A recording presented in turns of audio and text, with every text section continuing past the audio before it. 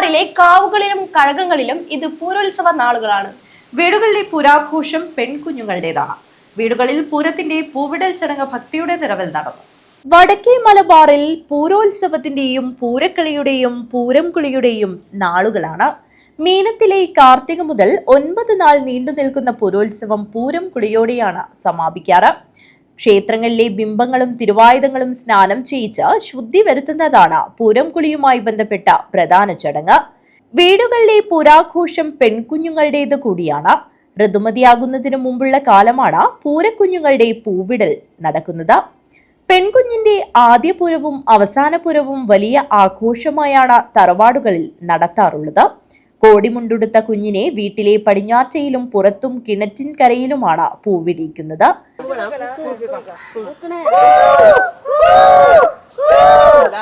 പൂരം കുളി ദിനത്തിൽ നരയൻ, എരിക്ക, ചെത്തി, ക്ലീനി, ചെമ്പകം തുടങ്ങിയ നിശ്ചിത പൂക്കളും കരി, അരിപ്പൊടി എന്നിവയും ഉപയോഗിച്ച് തയ്യാറാക്കുന്ന കാമദേവരൂപം വൈകിട്ടോടെ പ്ലാവുമരത്തിന്റെ ചുവട്ടിലിട്ട് യാത്ര ചൊല്ലുന്നതോടെയാണ് തറവാടുകളിലെ ആഘോഷം സമാപിക്കാറ്. ലോകത്ത് പ്രണയം തിരിച്ചുവരാനും കാമദേവൻ പുനർജനിക്കുവാനുമായി വിഷ്ണു ദേവന്മാർക്ക് ഒരു വഴി പറഞ്ഞുകൊടുത്തു. വസന്തകാലത്ത് കന്യകയായ പെൺകുട്ടികൾ കാമദേവന്റെ പ്രതിമ നിർമ്മിച്ച് അതിൽ പുഷ്പമർപ്പിച്ച് വിഷ്ണു സങ്കീർത്തനം ആലപിച്ചാൽ കാമദേവൻ പുനർജനിക്കുമെന്നും ഭൂമിയിൽ നഷ്ടപ്പെട്ട പ്രണയം തിരികെ എത്തുമെന്നുമായിരുന്നു അത്. അതിനുശേഷം ദേവകന്യകമാർ നടത്തിയ വിശിഷ്ടമായ ആരാധനയുടെ ഫലമായാണ് കാമദേവൻ പുനർജനിച്ചതും ഭൂമിയിൽ പ്രണയം തിരികെ വന്നതും എന്നാണ് വിശ്വാസം. ഇതിന്റെ ഓർമ്മയിലാണ് ഉത്തര മലബാറിൽ പൂരോത്സവം ആഘോഷിക്കുന്നത്.